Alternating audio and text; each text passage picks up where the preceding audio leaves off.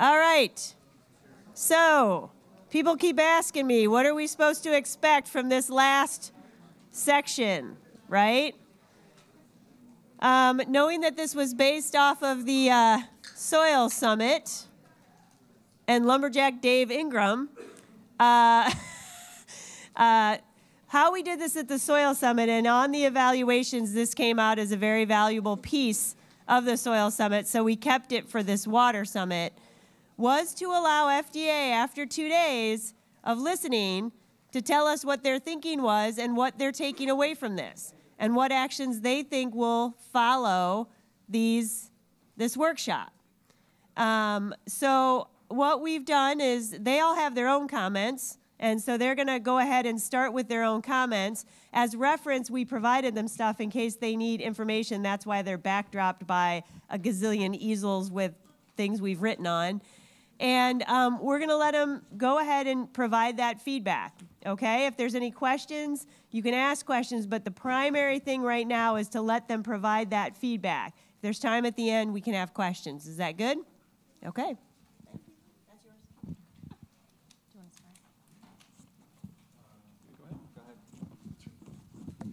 All right. Well, I just want to say thank you to everybody who's been here. This has been, in my eyes, a really productive last couple days. We've heard some really great information from everybody around practices that growers are doing right now that sound like they're, in compliance, and we're making our way towards identifying ways that we can reassess the requirements under the Ag Water subpart. And so I think this was a really productive couple days, and I'm glad we were able to all be here and spend this time together. All right, and I guess just from okay, there we go. I guess from a kind of general comment, I think just in discussing with everyone, throughout the meeting and also at the meet and greet yesterday, we've definitely all learned a lot, and it sounds like all of you have learned a lot as well. So I think that's just really great that we've been able to kind of get here together and kind of think through a lot of these issues and concerns as one. Yes, I agree. And we're just going to touch on some things at a very high level first, and we'll circle back and again go through some of the items that have come up through the discussion and react to them, quite frankly. And I think, the discussion's been great, and this definitely lived up to our expectations in terms of just how people were framing their discussions. There was a good, positive atmosphere in this room, and that's a great thing. And I think there is a better common understanding of the challenges that we face, quite frankly. I think people are recognizing this isn't easy. I mean, I think you probably came in here understanding that it's not easy, but I think it's been reinforced through this experience, through discussions with a diverse group such as yourselves, that it is going to be a challenge for us to move forward on water. No matter what we do, it will be a challenge. And I'm very encouraged by the fact that everyone is so positive and about taking this on, and as we'll need you. Just some things that I noticed in this discussion, just from a high level, there were things, in my view, that fell into like a very high-level bucket, a general bucket, things that we should be doing no matter what. I've heard things around education, research, transparency on research. If we change the rule, if we don't change the rule, these are things that can be done. It's just a general bucket that applies no matter what we do.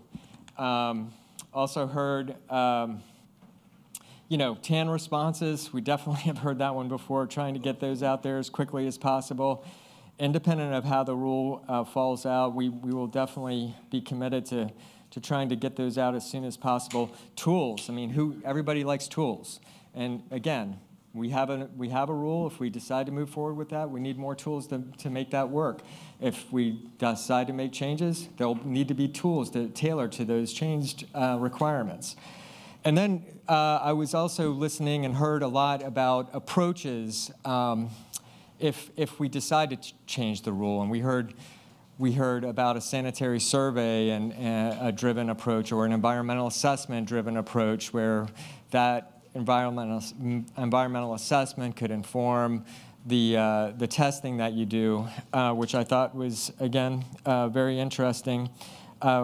Historical data, that needs to be accounted for in a more specific way, and perhaps that the rules should be changed to accommodate historical data in a more explicit fashion. Taking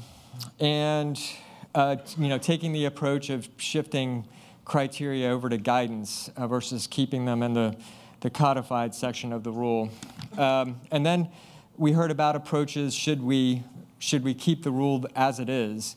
What needs to be done? And we heard about how there's a need for a definition of our expectations around same level of public health protection, and how that would work for alternative approaches and variances. So if we keep things, as they are, that needs to be better defined. What does harvestable mean? The flowering issue came up, and really just providing more guidance around sampling and really illustrating the flexibility and how you can take full advantage of the flexibility that's in the rule. So anyway, those are again very general things that I heard, and again I'll go through the list that was captured. You got it. Yeah, so these are just some high-level thoughts on my part. So since Dr. Ostroff started it, I mean, why not go with a quote from a song? And it's a very famous one. Yes, there are two paths you can go by, but in the long run, there's still time to change the road you're on. Stairway to Heaven. So Dr. Ostroff said it very succinctly. All paths are open. You need to help us figure out which lane to choose. And it really depends on what you want to do as stakeholders. There are things that maybe need to be changed in the codify. There are maybe things that can be clarified in guidance. There is a degree of difficulty, as Samir explained it. The statute's written at the 50,000-foot level. The regulations at the 10,000-foot level. Guidance is at boots on the ground. This is in compliance. That's not in compliance. So if you start changing the regulation itself, it's a very big task, but it may be worth it. So, it's really up to the group what you want to do as stakeholders. I've been working on ag water for 12 years, since 2006, with Hank Gickless, Trevor Suslow, Bob Mills, and others, right after the spinach outbreak in 2006. It's been painful, guys. I just want it to end, to be honest with you. We just need to get it right and move on. I mean, it's really been painful, and I think we need to come to consensus here, because as people have said, if you don't come to consensus, people are going to put standards upon you in the marketplace. So I think that's an important point to remember. Farmers are risk managers. There are clear and present dangers on a farm every day. Your risk of labor, the commodity prices in the marketplace, the weather. So they're natural risk managers, but we got to give them tools. So the question becomes, the other thing that really stuck out at me is, what's the value of testing? We've gone down this road of testing, testing, testing. What's the value of testing? I haven't heard anybody say, I don't want to test. What I've heard is, what's the value that it gets me from a public health perspective? So I haven't heard anybody being negative with regard to testing, but what's the value that it brings to me? And really trying to understand what I heard very clearly is, I think we need to do a better job as an agency, explain what the public health benefits are associated with the current standard, and then allow people to put their alternative up against that with regard to, if I change the sample number, if I change the indicator, if I change the methodology, what do I lose in public health outcomes? Until we have that clarity, I think it's very difficult to do that. So I'll acknowledge that. Again, there's no simplistic answer. If people try and sell you a simplistic answer, it's probably not going to get you to where you want to be. So the other thing is, again, farmers want to comply. The other thing I've heard of is fear. I heard a lot of fear. I want to know what to do. Give me guidance. I want to be in compliance. And I think that fear is real and palpable. And I understand it. I think people want to truly comply. I haven't heard any farmer say, this is a bunch of nonsense, I don't want to. And that uncertainty is what's driving fear. So it goes back to what Samir mentioned with regard to the guidance and how clarity can be provided. Let's go back to I'm just going to call it a sanitary survey. Sorry, Trevor, Ag Water System Assessment. Yeah, got it. Shorthand, sanitary survey. We know it's not a sanitary survey. I think that was lost in the rule when people read it, that FDA really didn't place an emphasis on that, and everybody just kind of gravitated towards the testing part. I think it's a really important aspect, but I think it's an unrealistic expectation to expect a grower to go out and just do a sanitary survey without any training, without any tools. So again, it comes back to tools being available for those growers, training, and maybe you need a professional. If you noticed, the fellow who spoke earlier, he said that their registered sanitarians actually do those sanitary surveys. So, you know, maybe there's some help that's needed there. So what that drives when you start to emphasize the sanitary survey is a HACCP type approach, where you're looking at the hazards, looking at the risks, placing resources where they're most effective, and if that drives your sampling, well, that's a great thing, right? I mean, no one would be against that. If you have high risk based on your sanitary survey, maybe you need to sample more of your water.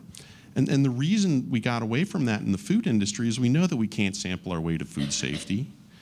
And basically, you know, we know that we can't sample our way to food safety with regard to just relying solely on testing. And FDA certainly acknowledged that in the rule. That's why the sanitary survey does play an important role in it, and I think we need to reemphasize that. I got that very loud and clear. The other thing is we had a lot of discussion about numbers and, you know, basically the ag water standards. How I interpret those is they are a fecal indicator. They're not an index organism. If they were an index organism, they would correlate directly with human pathogens. They don't. They correlate with fecal contamination. We know that the fecal oral route of contamination is how these pathogens are spread around. So higher E. coli, more feces in the water equals higher probability of illnesses and pathogens being present. Lower numbers, lower probability.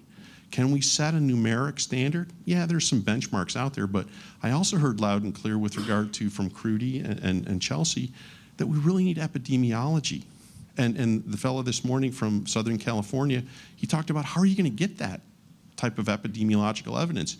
Bathers go out into the water willingly. There's no way you're going to be able to feed ag water to human subjects. It's just not possible. So how do we get that correlation? And then basically long-term, what I've heard is there's a lot of research needs. There's research needs with regard to, because we've got new tools. We've got new tools like next-generation sequencing, where we can look for organisms which we've never been able to look at before and see if they're a better index organism or a better indicator. And also source tracking. I was really excited about the source tracking information that was presented today, because what happens when you test water and you get the wrong number?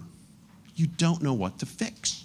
So that's again why the sanitary survey and tools like source tracking could actually help you fix the problem, reduce the impact on public health, and make your operation sustainable from a public health perspective and a business perspective. So those are just a couple of my thoughts with regard to research, the importance of the sanitary survey, and I don't know, just in my mind, this whole idea of we're really stuck on the numbers with regard to the quantitative standard, and we really, how do we fix that? We'd really like to hear your feedback on that with regard to what's the mechanism. There's a whole bunch of mechanisms available. Can it be fixed? Yeah, and just to kind of feed off the last point that Jim was making with respect to the numbers, and I'll use another analogy here, if you will entertain me, and it's what's called my blood pressure analogy, and it really has to do with the 120 and 80 that your doctor monitors when you go in and get your blood pressure checked. And if it goes over that level, you might get advice from your doctor. You need to take these measures. You need to follow this diet. You need to stop doing this. But it doesn't mean if you get an exceedance that you're going to drop dead.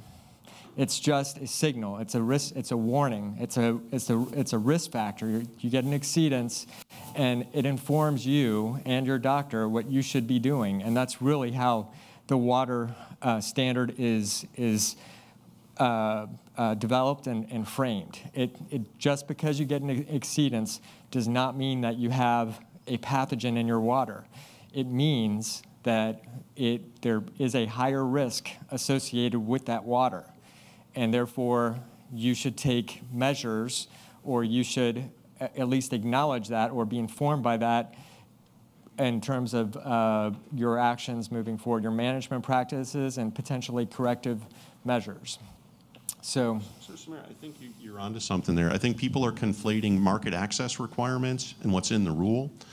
The rule doesn't say, it's very different, the corrective actions that are in the produce safety rule versus what are in market access requirements. Right.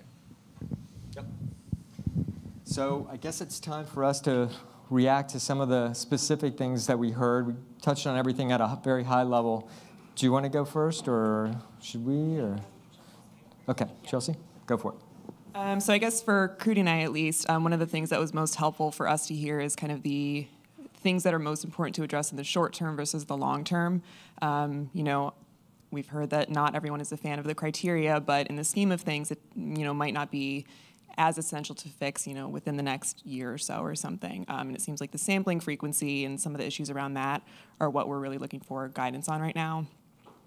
So one of the things that came up was the use of historical data and, under what type of circumstances that could be used for this. And that's definitely something that we've taken to heart. What we've outlined in the rule regarding timing of sampling, it is vague, and there's area for, adjustment and addressing some of these issues. And obviously there is a lot of data available throughout the season that could be used. So I think that's definitely something that we'll be looking more into, and, we hear the concerns around that. Another thing that came up a lot in the breakout sessions was concerns over the number of sources. So some farms have only maybe 1 or 2 sources, so it's not maybe that costly or difficult to establish profiles for them. But then there are other farms that have, maybe 50 sources, and there you can see a lot of increases in costs. There are some useful kind of strategies for taking this into account that I heard. I think one had to do specifically with wells, and maybe if you have a farm with 25 wells or so, kind of doing a consideration for the risks of those wells, using whatever historical data you have on them, different information on like the depth, the structure of the well, and then kind of targeting which ones you might sample and use that to kind of represent all of them. And that, to me, seems like an approach that could be used to kind of increase some of the flexibilities with this and reduce costs. Data sharing also came up a lot, and it's been good to hear that there's interest in this. I think one of our concerns was that growers just wouldn't be interested in collaborating, and it's great to hear that that's maybe not necessarily the case. And we've heard that there are some studies going on looking into the feasibility of this. Crudy and I were talking with Stuart during the break, and he's been looking at data on that. We know that Missy with Western Center has been looking into this, and it seems like it could be a feasible option. And so it would be interesting to see if there are more studies looking into this and kind of figuring out the specifics about how this might work and help to reduce sampling costs. And I guess on a more lighthearted note, I think one of the other benefits of this was that we have a new set of jokes. I think Crudy's getting really sick of me using water puns all the time, so now we can talk about houses. And you both talked about tools and how they can be used, and tools can be used to build the house. So, yeah. Well, I can't wait. This on? Is it on? Yep. Oh, now it's on. Okay. Well, I can't wait till we get back to the office and get to try out some of these new jokes. But as far as some of the longer term sort of concepts that we discussed over the course of the last couple days, something that really jumped out at me was discussing, what we're referring to in this meeting as a sanitary survey. It doesn't necessarily have to be this very detailed or meeting the actual, quote unquote sanitary survey, but taking some time and characterizing what your agricultural water source and distribution systems actually look like. And that's something that, as Missy mentioned, we have outlined in the rule, and maybe we could have done a better job at identifying that as being a big part of the requirements, and kind of using that as one of the tools, as Samir and Jim mentioned, that growers have in their toolbox to kind of identify the risk factors and identify conditions that might lead to potential contamination of your water source. And then also using that, that sort of characterization as another stepping stone in the greater risk management of your water quality. using that information as part of a decision tree that I think Trevor had mentioned and other people had also mentioned, in sort of realizing what risks do exist in your operation. Chelsea mentioned the water sources and potentially looking at how wells are drilled, how they're encased, and then using that information to make responsible water management decisions. I wanted to pose a question that Jim touched on a little bit in understanding the differences between codified language and guidance. And I think that that's an important thing that we maybe didn't cover as much in the conversation over the last couple days. The codified language is binding and is pretty tight, whereas guidance is much more flexible. And so I would encourage you to think about things that you would want to see in codified language versus what you would want to see in guidance. And I think a lot of the questions that we're talking about are sort of situation specific or more operation specific, and maybe a guidance is a better place for answering those types of questions. I also wanted to highlight, I don't remember when I heard this, but we heard it a couple times over the course of the last couple days, but encouraging more partnership between FDA and other agencies. And so that's something that Chelsea and I have actually really tried to work on over the last few months in developing relationships with the Office of Water at EPA, and then hopefully we'll have an opportunity to chat with Kevin Oshima in the EPA office here. We've also had meetings with CDC, and so we're really trying to encourage relationship building with those other agencies so we can use the information that they have and really make informed decisions. That's what I have. Well, yeah, and just to react to the last point that you made, Kruti, there's never too much coordination. You can always coordinate better. You can always coordinate better. And we have worked and cooperated and collaborated with EPA and CDC as we started this journey. And just again, hearing from our EPA colleagues, it reinforces the need to get back together again and really, stay connected, work together in a kind of an interagency, format to really tackle some of the issues that we're discussing here today. So I really enjoyed hearing from EPA, and I hope you did as well. We did. I mean, it's no secret. We borrowed a lot of information, a lot of data that they utilized to inform their approach to recreational water, and so it's just something, if no matter what, they have a vested interest in water, CDC does, we do now from the produce safety rules standpoint. So there is an absolute need to stay connected as we continue on this journey. Sorry, I didn't want to give the impression that we were not. No, Okay. no. And also with the states as well. And I didn't mention earlier that before we made the decision to take a step back and kind of look at the house again, we were working with NASDA and ASTHO and AFTO on guidance around water. And in that process, we learned a lot. I think there was a good understanding of, again, how challenging this topic area is. And so, that needs to continue. Just looking for some of the things that are on here that I think we need to draw out a little bit more. Variances and alternatives. That was a big topic here because these are the primary mechanisms that we've built into the rule. Again, the variances was kind of driven by the statute itself. Alternatives we built in ourselves. And this is where, we're thinking that most of the flexibility around the rule could be taken advantage of.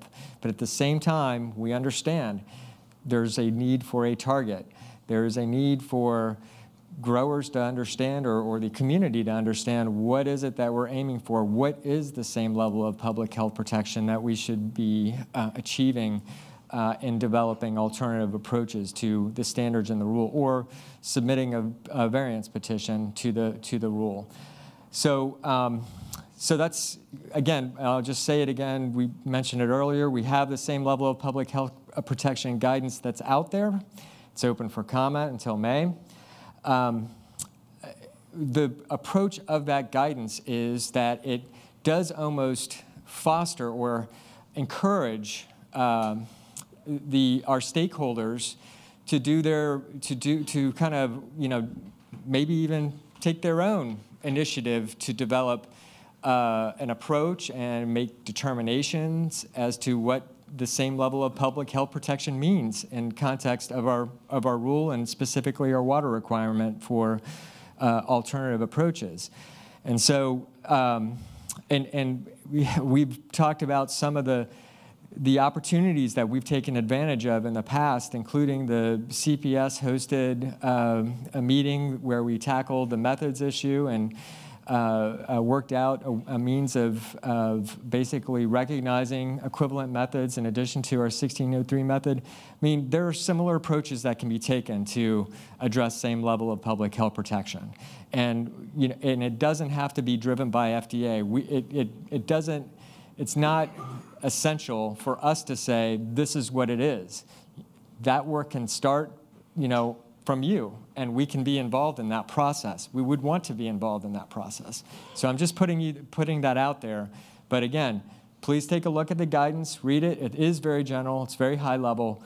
It's open for comment. And if you have specific thoughts about, how same level, considerations for achieving or defining same level under various contexts, please provide those comments to the docket for our consideration as we consider finalizing that guidance. Okay. How much time do we have? We got about 15 minutes. I'm trying to pick out some things that we didn't already cover.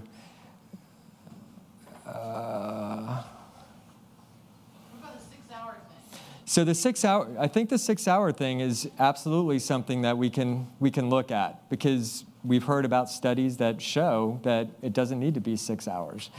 And one of the issues is that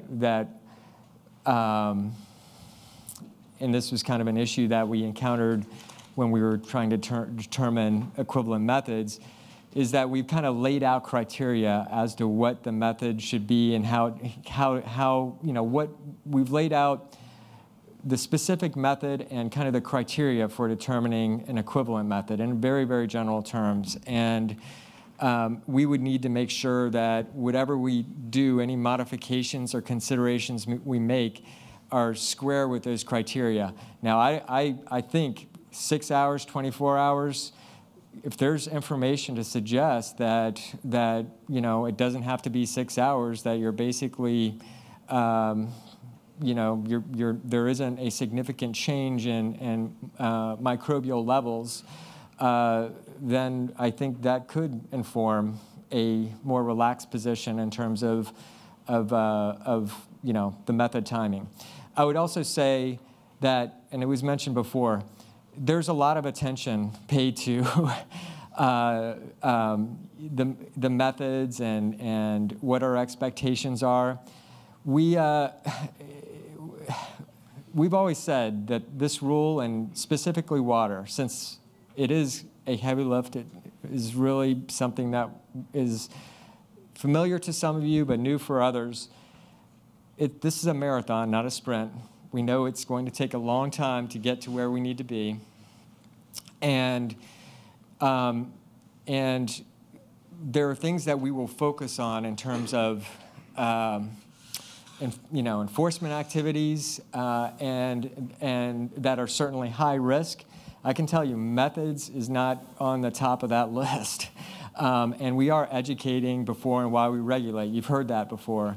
And so I think there's a lot of focus on it because it's what the method says. It describes the procedure that you must follow to implement that method. But from a regulatory standpoint, it's not critical. It's not something. Well, I mean, it's something that we're working with the states on, and the states will be doing almost all of the inspections. So, yeah, I mean, that's part of the process that we're working out with the states. And just to reiterate, okay?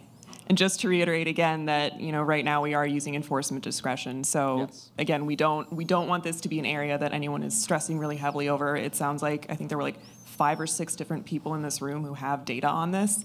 So it sounds like that is something that we could accomplish, in the future. That's something you can put in the guidance that says, Yeah. you'd like 6 hours, but if you can, do this, and assure that if you don't throw this, 24 is okay. So thank you, Jim. We could address. You were asking if we could address it in guidance. We could. Right. Yes, So you could yes. address that part in the guidance. So you Right. could say we prefer 6 hours, but Yes. this, and this. It can go longer Right. if this, and this. And the methods options, the equivalent methods, that was all guidance as well. Right, So right. it could be handled in the same or similar fashion. Yes. And we also need to see the data. It needs For to be everyone published. saying that you Yeah. has it. So, Yeah. I know. Have Publish it. that Trevor has data. some, and so does Yeah. the guy that was, yeah. and So Chuck. publish the data, yeah. Let's see. Are there any other things? Yes. Cost. I'm sorry? We kept on talking about cost. Could you repeat that? Costs, and are you specifically talking about the cost for implementing? I gotta go up. Talk to Mike. I mean, we have all this implementation money that's been given out between Yeah. Comp A and Comp B. Specifically says that we can't use it for water. You just said that this is the high bar of FSMA, like this is where it is, but we don't have any funds to really help out the implementation. So I can get an implementation grant to help me with a piece of pack house equipment through Comp B through the state, but I cannot use it for water testing.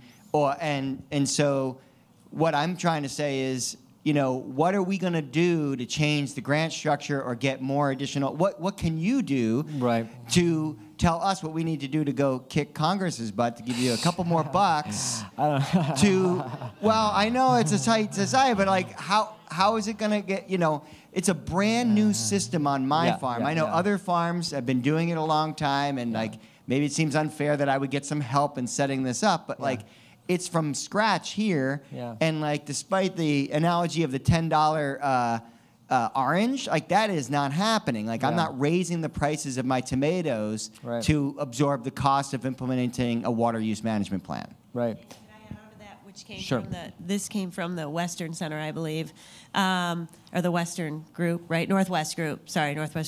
There was also a question, and I think this relates to what you're saying. As Mike said, well, we have 4 years to implement it if you're a big grower, 5 smaller, but the growers are asking, what do they do right now?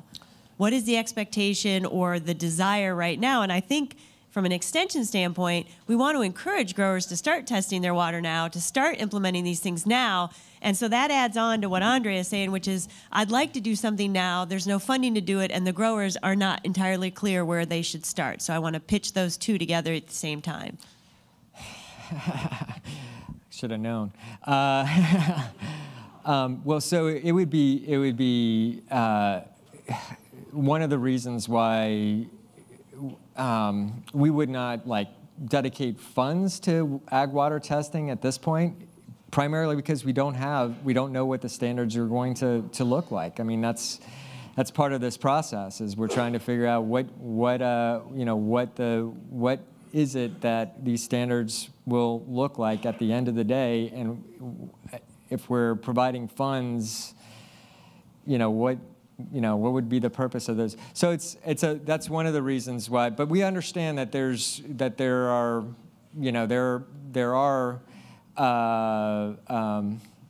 needs that are out there, and it's just there are other higher priority needs right now, given where we are at this stage of the process. We've got a delayed set of compliance dates. We're not sure. We're kind of revisiting or rethinking water standards. There are other things that are on a higher list of of to-dos or higher priorities for activity and actions right now around what we know, the known that needs to get accomplished. So let me add on to that just one more thing. So there's a couple of things. Two important things is in Washington, there's authorized and appropriated. Two very different things. So we're authorized to do this rule. We get appropriated for money to do that. If you want appropriations to do testing, yes, you have to cover the cost of your testing. Yes, that's something you have to take up with Congress. So with regard to what our guidance says with regard to enforcement discretion, I believe it says that the FDA has clearly stated that continue doing what you're doing because that's so they're not asking you to do any more at this point in time. And Is that right? Yeah. Yep. I just want to add one clarifying thing to that, to what Samira was, not what Samira was saying, but what Betsy had asked. If the delay in compliance dates gets finalized, growers would not have to be in compliance by 2022 for the largest farms. It would be you'd have to start your sampling for that. So you would actually have to be in compliance 2 to 4 years after that. Right, and I understand that. I'm speaking more from, we all have a goal of reducing risk related to produce production, and one of the things I think that would help overall is if farmers did start testing their water, and all of these things that we're doing, the water summit, the rule, they're raising the awareness amongst growers, I would say, that these are issues, and some of them want to be proactive and want to get started even though they don't have to legally. Right. And I think this is what Andre is trying to point out is we realize there's authorized and appropriate or whatever, but I think we have to acknowledge that funds would help some of these smaller growers get started with testing, even if they did 1 or 2 a year, just to start moving them in the right direction. Sure. Yep. Yeah, I have a mic. This is not to be a complete wet blanket, but and I'm happy to be corrected, but just part of Extension's job, I think, is to make sure that growers understand the boundaries of their expectations. Important to share the data that several people have addressing the hold time, start to test time. But labs, their liability protection is built into the, either certified or performance tested methods, and there is a fairly long process that is required for them to take a change. So I'm just saying we move that direction, but it's not like, snap your finger. Yep. And I don't, if this is sort of away from the thread, I'm happy for you to maybe come back to it. But, in my past life and my experience, when I was in industry, but it continued in my role in Extension, could you just share, or maybe somebody could share the efforts being made to calibrate inspectors around guidance not, use that, or not fall back into creating that as a codified expectation as opposed to things to consider or maybe things that you would desire would be implemented. So, and again, we're working with the states on pro training, guidance, approaches. That's all part of the process to ensure uniformity and consistency and make sure that, this, and I would certainly, if you want to talk about anything that we're doing here, Bob or Joe, it's a critical, piece of this puzzle. We've got standards that we've got out now, and we're, again, looking at water. But as important as it is for those standards to offer not only a public health goal, also a level playing field across the board, for growers to implement here in the United States and outside of the United States. The other very important piece of the puzzle in all of this is the actual enforcement of those standards. And if one isn't working, then everything fails. And so it has to work together. They are equally important. And we definitely appreciate the collaboration that we have with the states to really, make sure that we're moving in a kind of a uniform and consistent direction. Do you want to? Yes. Yeah, thanks. The significance and importance of uniformity and consistency can't be overstated in everything that we're doing on this, and it's not an easy standard to actually reach. You look at criticism of industry in particular over the years about what's wrong with food safety programs at the state level. It's the inconsistency issue that's always raised. As a result, we've been trying to pay particular attention to those issues. FSMA presents a rather interesting but difficult task. And this idea of prevention is one part of it, and how you actually get to prevention and your role, not to be something to find something wrong, but to make sure that things stay being done right, is a different standard. We have no one that's been trained with that mindset in mind at all. So there's no university program that you can go to that has been teaching to the principles of FSMA and prevention.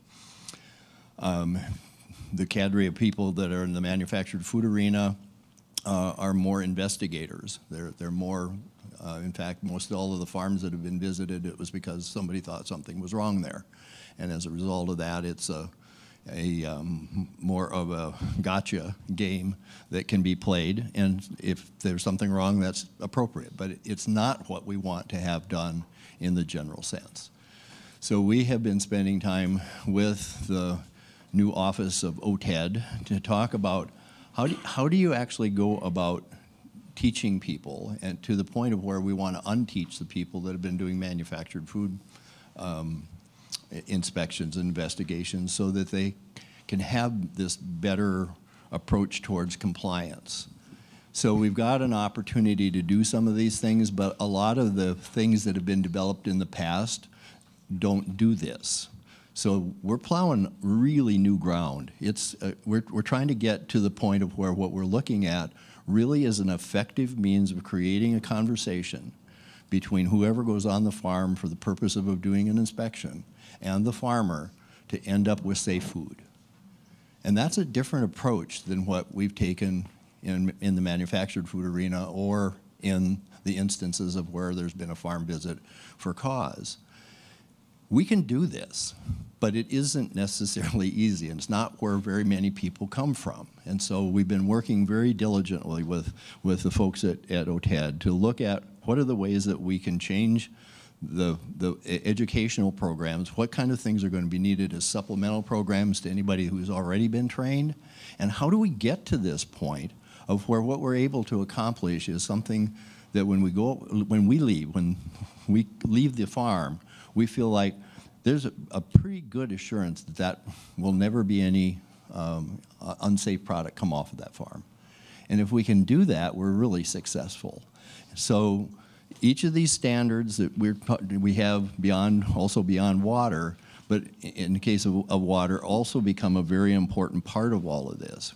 We've also gone to the point of saying that in the instances of, we would develop an on-farm readiness review program.